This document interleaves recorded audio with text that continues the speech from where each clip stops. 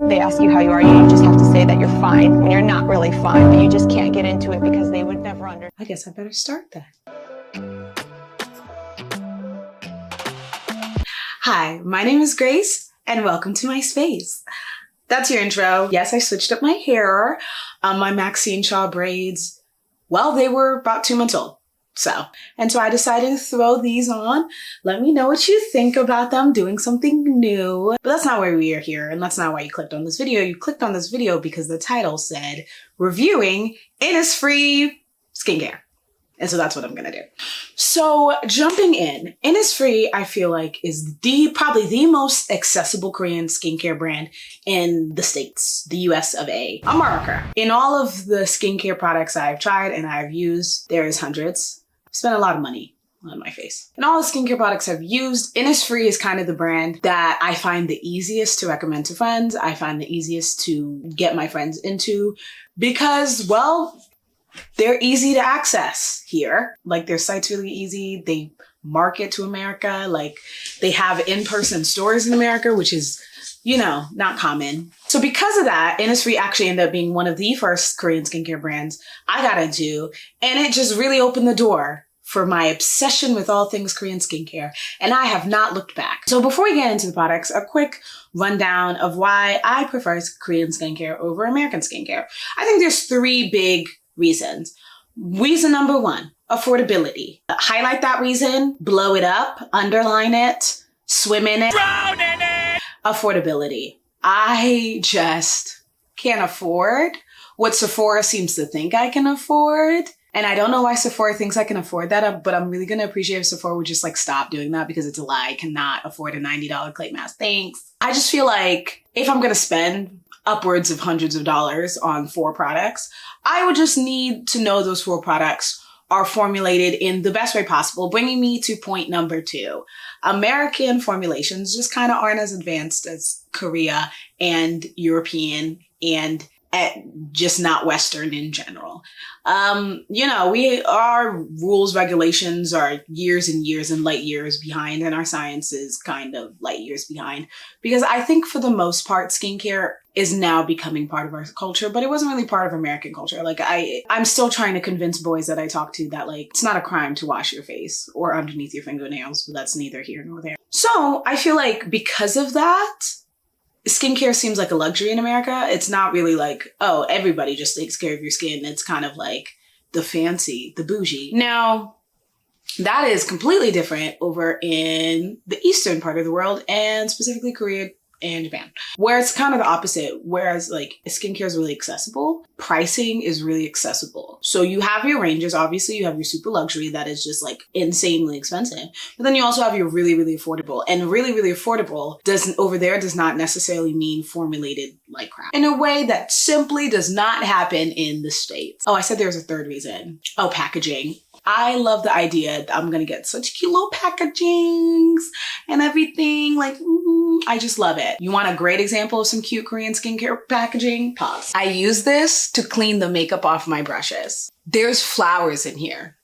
It was $12. Do you see? Do you see? Like, it's just like packaging.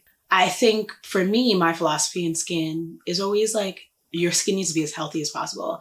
I break out all the time. I don't have that great, like my skin isn't fantastic. Like I have, you know, hyperpigmentation, whatever. But my skin is always healthy. I try to keep her hydrated. I try to keep her soothed, nourished, healthy. So as a result, even on my really, really bad skincare days where I get like a huge pimple or something like that, people don't really notice that because my skin has this glow from within. She's plump, all those kinds of things that I just never really engage with because in America, it's like bad skin equals acne, good skin equals no acne, and there's no in between. And it's so stupid because that's not true. Like there's lots of in betweens. Having textures does not mean having unhealthy skin, and having super smooth skin does not necessarily mean your skin's super healthy either. Like you'll see the results when you're 40. Enough of that, enough of the ditto daddle. Let's just jump right in. Let's talk Innis. I'm gonna talk about them in least favorite to most favorite. These are not the only products I've tried from Innisfree. I can safely say I've tried a product from every single line they've ever launched. Like, it's like they're like my parent brand, you know what I mean? Like, they got me into skincare. So even though like nowadays, like my everyday skincare routine, I don't actually think includes any Innisfree, that doesn't mean I haven't dabbled in basically everything they have to offer. And because of their recycling system where you can take empty bottles to get points so you can buy more free stuff, I keep all of my empty Innis bottles. So that's why I have all these. I gotta respect the technique. They opened the door for me. So first things first, the product that I hate the most that I've ever tried from Innisfree. Like I would file a lawsuit against this product if I could. The Daily UV Protection Cream, Sebum Cream, Sebum Care, Broad Spectrum SPF 35. Who the heck cares what this is called? Garbage. If anybody hasn't noticed, I'm Black. I sometimes I feel like I have to remind the people, you know, sometimes maybe some people in my audience can't see me. That's totally cool. I'm a Black woman. This is a mineral sunscreen. So already we were gonna have problems. But at the time, I was baby into sunscreen. I am baby. And because of that, I truly had no concept. I'm trying to see if I can squeeze some out so I can show you what the heck this did to my skin when it was on. Ugh, I don't even know if I have any left. You're thinking, Grace, if it sucks so much, why did you finish it? Actually, I didn't. I in anger, when I got a much better new chemical sunscreen, sprayed all this out on my legs as a prank, and I sent a photo of it to friends. It turns out that one time when I angrily sprayed out everything in here, I actually angrily sprayed out everything in here. So I can't even show you how bad of a white cast this left me. But just know, this left me the worst white cast of all time. Oop, I got some. I got like a dot. Do you see that? Now, see how that's just like ash? Multiply that by 100, because SPF 101, you should be putting about 2 fingers on. 2 fingers worth. You can never, in my opinion, over apply SPF, but you can under apply it. So don't do that. So I had 2 fingers worth of this all over my black face. They ask you how you are, you just have to. It was atrocious. At the time, I didn't even know that chemical sunscreens existed. Like, I literally was only aware of mineral sunscreen. Sue me, I'm American. So I was like, I guess I'm just gonna have to deal with this white cast. What's crazy though, it says it's like a sebum care, and honestly did. It was really mattifying. Like, if I was translucent, the mattifying aspect, I would kind of like it to wear under makeup, but that's not the point. It was garbage. Next, it's funny, my 2 least favorite products from Innis are SPFs. But I love SPFs, but I hate all of theirs. I don't know. If anybody has ever used an Innisfree sunscreen that they enjoyed, please let me know. Chemical only. Please let me know, because I would love to try it. This is my OG brand, you know? And I've really fallen off of Innisfree. So if anybody has any recommendations for products they like from them, because I've kind of tried nearly everything. And so I'm kind of like, they got anything new? So, Youth Enriched Emulsion with Orchid Broad Spectrum SPF 14. I should have read SPF 14 and been like, this is not going to do anything for me. But at the time, again, I was a baby skincare enthusiast. And so I was just kind of like, as long as I have SPF, right? No. Anything that's below SPF 30 is just regular lotion. Real reason I put this in here, because I'm almost positive this is discontinued now, because maybe everyone at Innisfree was like, why the heck did we even make this? The real reason I put this in here was because this entire line, the Youth Enriched Emulsion with Orchid, I've tried 5 products from this line. I've tried the cream, there's like a sleeping mask, the eye cream, and like 2 other things. The eye cream was like, it's eye cream, so it's just cream that you put under your eyes, nothing crazy. But everything else I found, well, damn near unbearable due to the scent. The fragrance in this line, and I don't even mind fragrance. Like, I don't really have fragrance sensitivities. My skin can mostly handle it. I like a good luxe moment. So like, I don't really mind fragrance like that. But the fragrance in this line, wowza. This one specifically made my skin itch. And I was like, who is this? Because she's not my face. We've never had this issue before.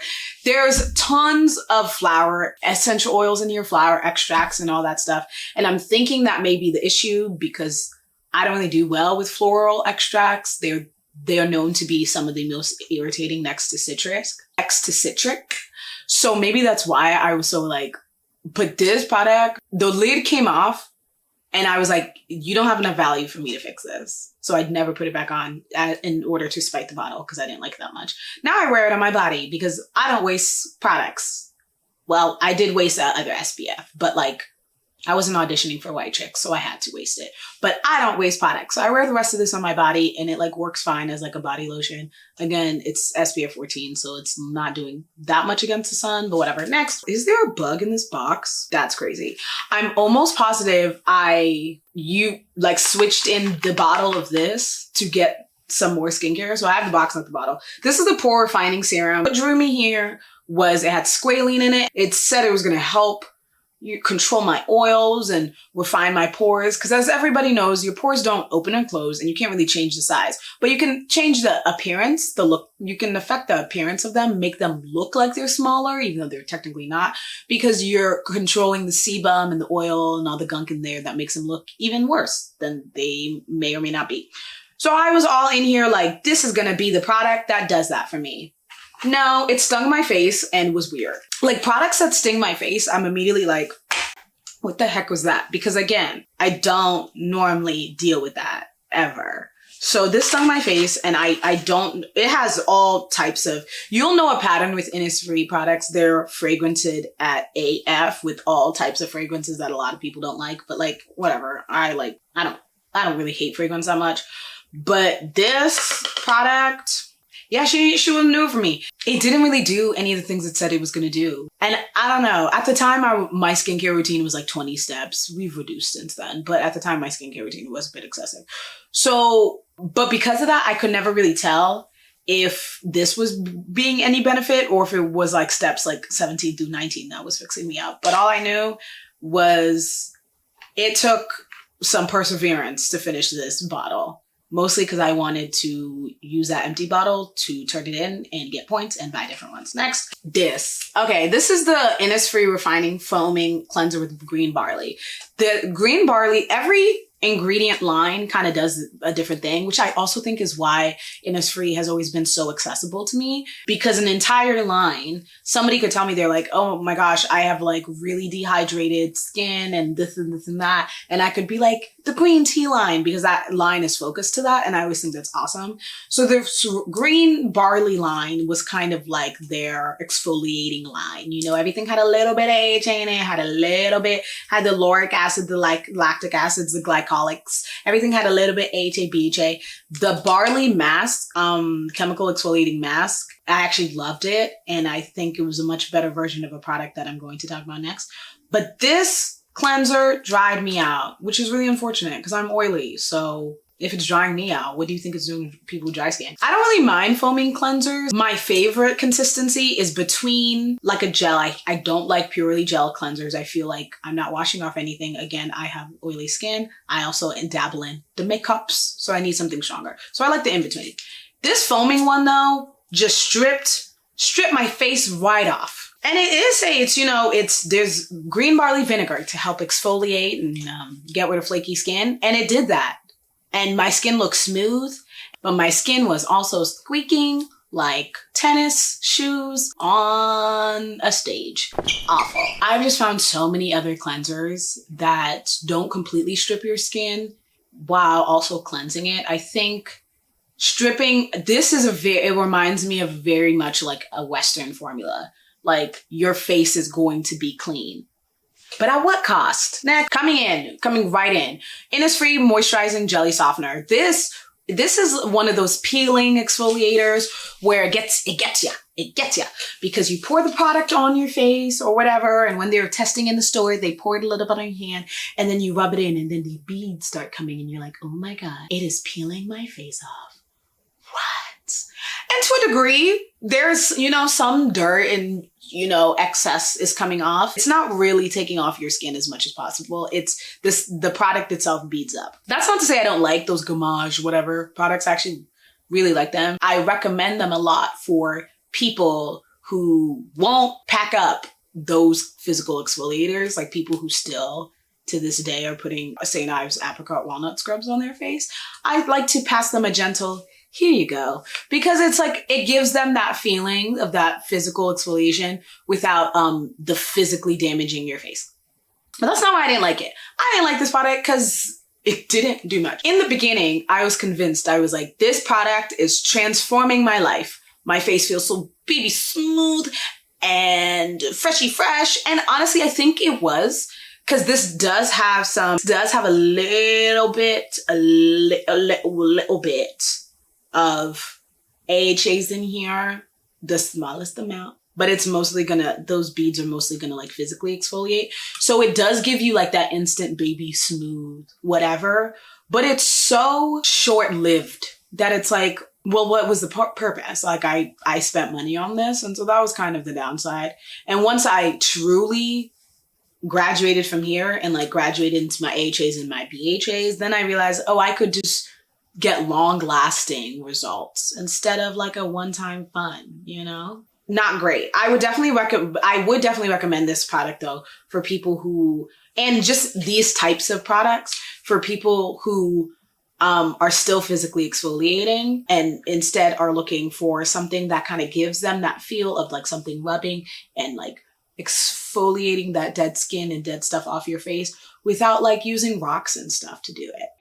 Balancing emulsion with green tea. I discovered emulsions because I was very much like, I would like to know every skincare step offered in Korea, point blank period. Again, my skincare routine used to be excessively long. It's like now like 6 steps, 6, 7, and people might be like, whoa, but it used to be like 20, so leave me alone. Back then I was like, an emulsion, what is that? I need it. I actually think they're kind of really dope. So an emulsion is kind of like the in-between, like a thicker cream moisturizer and like a hydrating serum. It's there to that buffer. It's gonna add hydration, but it's gonna add like moisture and hydration kind of at the same time. Like seal it in and also hydrate, that kind of stuff. It's really nice if you have really, really excessively dry skin. Things like lotions, emulsions might be good for you if you're like, you do all your hydrating stuff, but your moisturizer is not enough to seal it in, especially in the winter. I loved this product in the winter.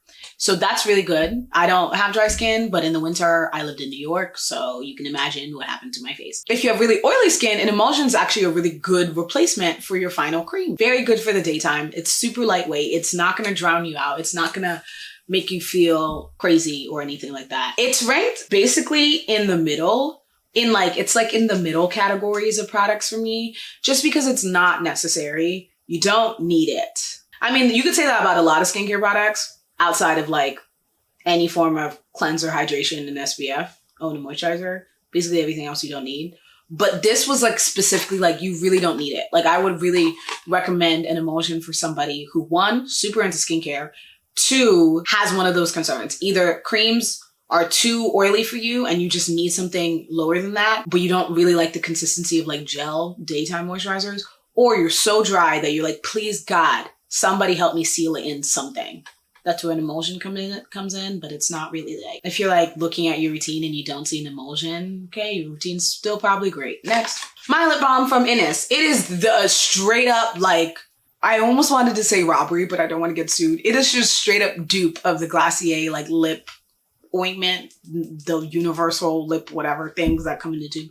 It's the same thing. I don't have mine with me because it's probably lost in the bag somewhere. So here's the box. It's the same thing. The only thing is I actually like the Innisfree applicator, but it's like angled and like it feels really nice on my lips. It's just tasty Vaseline. Emphasis on tasty. This was mint and I tasted tasty. So it goes higher than the rest of them. Next, balancing toner from Innis. This was one of, I think, my first soiree into moisturizing and hydrating toners. Western conversation around toners and Eastern conversation around toners is so different. And when I discovered it, I was like, I'm clearly on the wrong side. You know, over here, it's like your toners are full of witch hazel and alcohol and pain, and they burn and they dry your face out. And they're meant to be that final cleansing step. Kind of, in my opinion, if you kind of get to toner and your face not cleansed, then maybe your cleanser not cleansing, or more likely, maybe you need to add like a double cleanse into there. Double cleanse? No? Okay. So American toners tend to be drying, and all my experiences with them were varying degrees of painful. Like I would use them and be like, damn, my face feels really tight. But no, it's okay because like I'm gonna add like hyaluronic acid or something. Like that's kind of what my mindset was at, you know, the ripe old age of 18. So that's what I was doing. And then I quickly realized that my skin was breaking out more. Like my skin was cleaner, but it was breaking out more. One of the things I noticed when I use American toners is I produce 8 times as much oil. So makeup didn't last on me ever. So now when I do my makeup, I like to do a little glowy. I like to do it dewy. I like to be like your face but better, you know, like just like little dots for foundations. And that's kind of my forte. Back then I had to take shellac because that was the only thing that was going to be able to battle against this oil. And I could not figure out why this was happening. And then I stumbled upon the Eastern concept of toner, which is like a form of hydration, like a way to kind of balance your face to get to the innermost layers of your skin.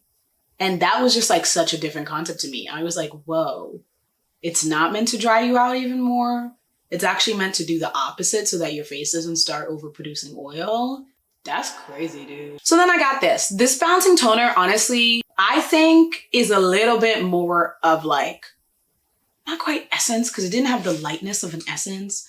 It was like a serum, to be honest. They called it a toner, but it was like a serum because now, since then, I've used quite a bit of hydrating toners. My favorite right now is the Dear Klairs Daily Supple Water. I love her.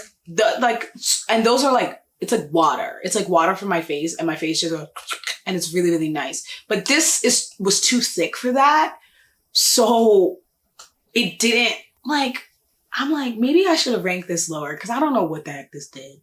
But I used the whole bottle up because I had every intention of sending this bottle in to get more points, and then Rona. Next, Vitalizing Soothing Gel. It's just aloe. It's ranked up higher than everybody because like it's almost like 100% aloe. It's like 85% aloe or something like that. You can't go wrong with aloe. That's why it's ranked higher than everything else, because like you literally can't go wrong with aloe. Like if you mess up aloe, then you finna mess up regardless. So everyone should just have an aloe. It's great for after sun care. When I finally womaned up enough to get my eyebrows threaded, so aka 7 months ago, this was really nice to put on my eyebrows after because they were in pain. Also, I use this all over my body as like body hydration, you know, body skincare. Body skincare matters just as much as your face skincare. So I would use this as like body hydration, then I would add my lotion and my skin would be chef's kisses. Next, the Innisfree Pore Clearing Clay Mousse Mask. We're still kind of in the zone of average, and this is like borderline above. So basically, I like this because it's a standard clay mask. Kaolin. 6.5 hours later. Kaolin and bentonite clays were in here. Clay masks kind of do what they need to do. There's not much debate on them. However, I don't appreciate like the glam glows that are like $95 for a clay mask that's gonna transform your life. And then I compare the ingredients to this bad boy, which was like 20, but I actually, you know, cause I'd be on my discounts, I got it for like 14. So I was like, why is this have the same exact formulation as that? And this is the dopest pump. This pump, it's so nice. I would squeeze it out, but it's gonna make a mess, but it comes out so smooth. And then you pop that, cover it, clean. This is the cleanest little set of packaging I've ever seen for something like this. Especially because clay masks, a lot of times you have to mix them, or you have to take your finger and scoop. No, pumped out. I love that about her. I am still bitter that I did not get my hands on the BT21 collection of this, but it's okay. It's okay. And it also was not as drying to my face as like the Aztec Indian clay one, which that one did what it was supposed to do. Like it took away my acne, but it took away some of my skin too. So next, Innisfree Cica Balm with Biha Seed Oil. I love this product, and in general, this product got me into the wonderful world of Cica/Centella asiatica. Cica, otherwise known as Centella asiatica, is a very, very popular ingredient in Korea. It is plant-derived. It's a plant-derived antioxidant. It has been proven to have so many effects. It's like the super ingredient of skincare. What I really love about Cica is the fact that it's so, the focus, like the things that it does for you is like soothing, anti-irritating, revitalize your protective skin barrier, all those things that nobody talks about in American skincare. Nobody ever talks about that in American skincare. American skincare is so focused on like strip everything down and then pop a moisturizer on it. It's not really about taking care of your skin. It's about punishing your skin for being human. It's about getting mad at your skin for doing the things it does for everybody, like pimples and oil production and all those things. American skincare is about punishment. Once I got into 𝒂𝒃 and 𝒂𝒂 asiatica and panthenol and all these other really soothing ingredients and mugwort and all this stuff, it was like anti-irritation, anti-redness, all this stuff that was like, oh, taking care of your skin. Oh, is your skin having a bad day? Here's a thermometer and some Tylenol in the form of 𝒂𝒂 asiatica. And I loved that. It also solved issues that I didn't realize were irritation. Like I would get like random patches, like breakouts here and like the really, really small ones, not like huge pimples, but like little bumps. And then I popped this on and I woke up the next day and I said, oh, well, damn. I would later come to realize it was like my moisture barrier was irritated. My skin was irritated and I was taking it out on my skin further by putting on like super drying cleansers and angry toners. And I was punishing my skin and all she wanted was like a warm hug. I cannot recommend enough like products like this, like ceramides. Like I think everybody should have at least one product that is really dedicated to taking care of your barrier, soothing, irritation, all that stuff, healing. Everybody should have a product that's focused on healing, please. Even if it's not this one, it doesn't have to be this one because actually the 𝒂𝒃 balm I use right now is not this one, but just because I like to try new things. Next, we have the hydrating sleeping mask with green tea from Innisfree. Okay, there's two things about this product. This product almost found its ass at the bottom, underneath the sunscreens. And here's how it ended up at 4th spot.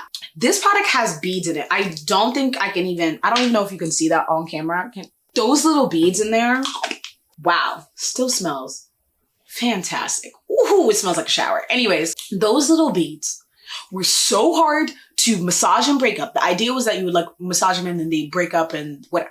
So difficult to massage and break into your skin. They would be in my hair. They would be in my eyelashes. They would be in my mouth. They would be up in my ears. They'd be underneath my nails. There was beads everywhere. It was the worst thing. I was like, who did this? Who? What do these beads do? I literally felt like Michael Scott in that one episode when he's just like, no, God! No, God, please, no! No! No! And then in one of my many Innis hauls, I was sent like a sample of the reformulation of this and it was no beads. And I sat back and I said, oh no, because outside those beads, well, damn, this product is fantastic. Once I would fight my way through those beads, right? Then my face felt so nice. I love sleeping masks. I know a lot of people are like, you don't need a sleeping mask. You could just use a thicker moisturizer at night. And they would be correct. However, I'm a skincare enthusiast. So yeah. So I love sleeping masks. I don't think everybody needs them. They're a boost to your skincare routine, but they're not the necessity to your skincare routine. Like, I don't know, an SPF. This one though, when it said hydrating, wow. I have really oily skin, but it's also really dehydrated. AKA my skin has all the oil. It ain't got any of the water. So it was so nice because it felt like my skin was just sitting under a shower, a permanent happy shower. And I would wake up and I would touch my face and I'd be like, wow. So this is what luxury feels like. It was so nice. Plus, I was extra biased because I got it for like $10 off. So it was literally like $10. So I was like, you know what? I'm just going to fight through these beads. I'm going to fight through these beads. Felt that reformulation. And I was like, y'all got rid of these beads. This is now the perfect product. Just know if you get it and it's one of the older ones, I don't know how you would get access to an older version of a product. But if you did, and it looks like this, just don't do that. Get the one in the bottle. Next, these are kind of like the same. They're like one and the same. The only difference is how they work. This is a cleansing balm. This is a cleansing oil. This was my second ever cleansing balm. It was my first ever affordable one. Since then, I've used other cleansing balms and I don't necessarily think it compares to the other Eastern ones I've used, but I do think it does compare to Western ones I've used. So take that what you will. I got this for $12 at the time. It was after I had just finished my first Clinique Take the Day Off, and I had like banned myself from ever touching a makeup wipe ever again. Here came Innis with this $12 dupe, and it just did what it needed to do. It was affordable and it got my makeup off. Over time, as I got more into cleansing balms and others, I found others that did it a little bit more seamlessly, a little bit less thick. They felt a little bit nicer on the skin, but this was still a good one. And it smelled like apple juice, and I love apple juice. Then I used this. After that ran out, I then went to the store and I picked up this because I like to try new things. So this is a refreshing cleansing oil with apple seed. I loved it. And then it got me into this whole thing of cleansing oils or cleansing balms. My final consensus is both. Well, actually, if you can't afford both, then it depends on your life circle. I really just enjoyed the convenience of it, that I could just pump and put it in. I didn't have to worry about spatulas and jars and any of that. Just pump, put it on, rub along my face. Now I oil cleanse twice because cleanliness is next to holiness. I tried their 𝒕𝒉𝒂𝒕𝒔 seed oil cleansing gel oil hybrid. Then I've tried their green tea one. Then I've tried this one. This is the best out of those three that I've tried. The 𝒕𝒉𝒂𝒕𝒔 one is terrible. It smelled bad, stung my face. I know it's like more of like an acne treatment one, but damn, like people who have acne also don't deserve to suffer. Anyways, good product. It is up there in terms of holy grails. In general, when it comes to skincare, I very rarely ever repurchase skincare just because I love skincare so much. So I like to, when I finish a product, be like, clock how I felt about it and then move on to the next one, just so it allows me to be friendly to my bank account, but also allows me to try new stuff a lot. And that's also another reason why I've tried so much Innisfree stuff in my day, because I don't really repurchase the same product twice. I get my opinion and then I move on. But this final product,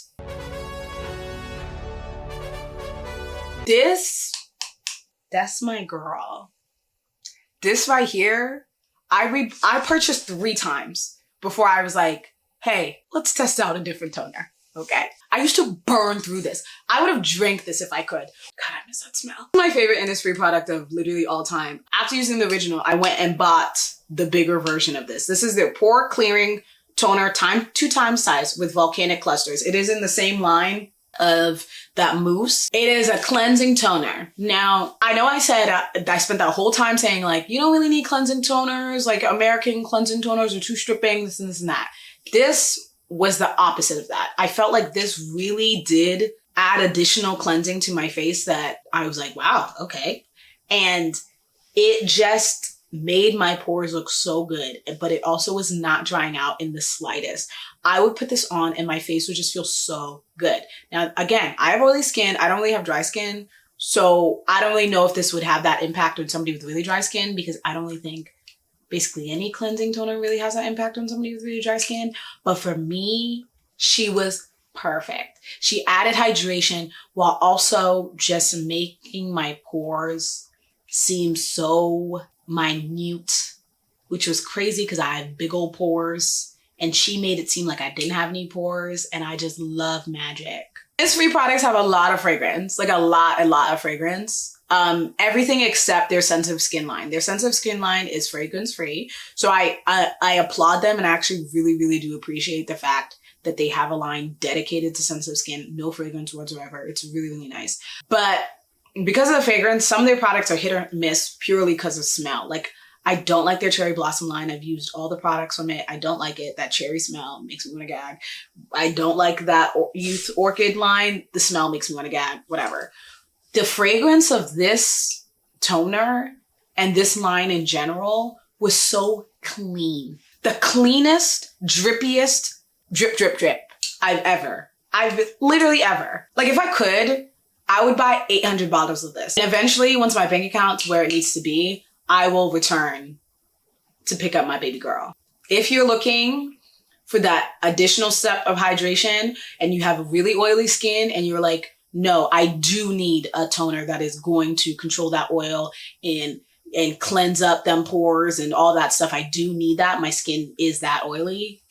The Innisfree pore clearing toner, it is it is what she said it is. Now, if you are allergic to fragrance or have sensitivities for fragrance, Innisfree may not even really be your line, except for that sensitive skin range, which is 1 out of like 15. So in general, Innisfree I think is one of those brands that people don't talk about that much, mostly because like I don't think they have the most innovative formulations in the game. However, when they hit it out of the park, they hit it out of the park. And there's so many other Innisfree products that I have tried, that I adore, that I don't physically have with me because I traded them in for these. They really give us standard, just like quality skincare for a much more affordable price than what is Sephora is giving you. I think if you compare Innisfree to other Korean brands, they probably won't match up to some of them. Like some, they're not going to seem as innovative as others. But if you match them up to American brands, you're going to be like, well, damn. They dunk on majority of the skincare in Sephora. And if fragrance is not the hill that you die on, I definitely think it's a brand worth checking out. I wish I had a brand like Innisfree when I was a teenager because it is way more affordable than some of the brands that I see teenagers be up in. And what I love about Korean skincare, you can always find it at a discount. That is my review of all the Innisfree products that I currently physically have in my possession and or their boxes. If you enjoyed that and you would like to see more, you should subscribe, you should hit the notification bell, and you should come back because I post when I post, and when I do post, it's a lot of fun. Be kind to others, donate to whatever cause you can donate, and stream Dynamite. Cue outro.